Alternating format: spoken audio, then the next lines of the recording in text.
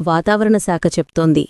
October 26 నుండి 29 వరకు ఆంధ్రప్రదేశ్లో భారీ నుండి అతి భారీ వర్షాలు కురుస్తాయి అని. మనలో చాలామంది అప్పుడు ఏం చేస్తాము? తగిన సాధారణ జాగ్రత్తలు తీసుకొని తర్వాత మన పనుల్లోనే మునిగిపోతాం.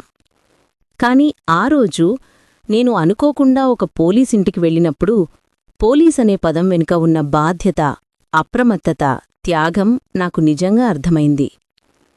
ఆఫీసర్ ఫోన్లో మాట్లాడుతున్నారు. తాళ్లు సిద్ధం చేసుకున్నారా? లైట్స్ అన్ని సరిగ్గా పనిచేస్తున్నాయా? సిబ్బంది అందరూ ఎక్కడున్నారు? అటువైపు నుంచి మరో పోలీస్ చెప్తున్నాడు. అవును సార్, అన్నీ సిద్ధం చేసుకున్నాం. ఎక్స్ట్రా స్టాఫ్ కూడా డ్యూటీ మీద ఉన్నారు. ఎవరూ ఇంటికి వెళ్లట్లేదు సార్, పోలీస్ స్టేషన్లోనే ఉంటున్నాం. మేము సిద్ధంగా ఉన్నాం.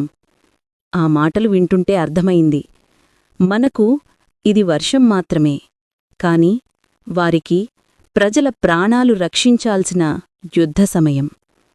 వర్షం, గాలి, చీకటి, రోడ్లు నీట మునిగినా వారు మాత్రం వెనక్కి తగ్గరు.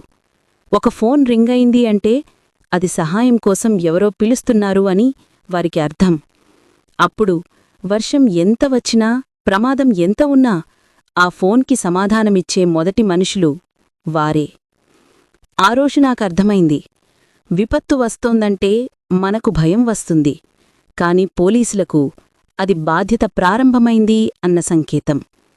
మనం వారిని గమనించకపోవచ్చు, కాని వారు మాత్రం మనందర్నీ గమనిస్తూ ఉంటారు, అల్లకల్లోలమైన రాత్రుల్లో కూడా. ఇదే మనం నిన్న కర్నూల్లో జరిగిన బస్సు ప్రమాదంలో కూడా చూశాం. ప్రమాదం జరిగిన వెంటనే పోలీసు సిబ్బంది అతి తక్కువ సమయంలో అక్కడికి చేరుకున్నారు. కాని దురదృష్టవశాత్తు ప్రమాదం తీవ్రత ఎక్కువగా ఉండడంతో ప్రాణనష్టం ఎక్కువగా జరిగింది. Heart breaking. ఇలాగా అన్ని ఆపద సమయాలలో, విపత్తు సమయాలలో సిద్ధంగా ఉండే మన పోలీస్ సిబ్బందికి ఒక లైక్ చేయండి. మీ అభిప్రాయాన్ని కామెంట్లో తెలియజేయండి. రేపట్నుంచే ఆంధ్రప్రదేశ్లో భారీ నుండి అతి భారీ వర్షాలు ఉండనున్నాయి. దయచేసి తగిన జాగ్రత్తలు తీసుకోండి.